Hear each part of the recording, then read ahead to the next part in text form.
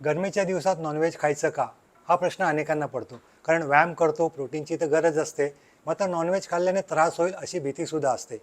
काही tips follow करा आणि तुम्ही नॉनव्हेजही खाऊ शकता, व्यायामही करू शकता.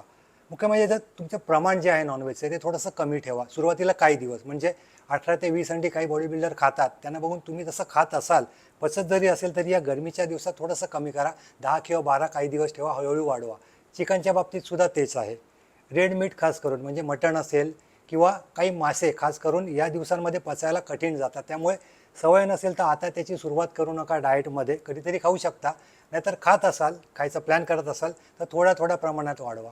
दुसरी महत्त्वाची टीप म्हणजे पाणी. कुठल्याही नॉनव्हेजला डायजेस्ट होण्यासाठी पाण्याची गरज खूप असते. त्यामुळे या दिवसात पाणी भरपूर प्या, जेणेकरून ते डायजेस्ट होईल आणि त्याचा त्रास होणार नाही. म्हणजे अंगावर पुळ्या येणं, गरमी येणं किंवा जळजळ होणं आणि पचायला त्रास होणं.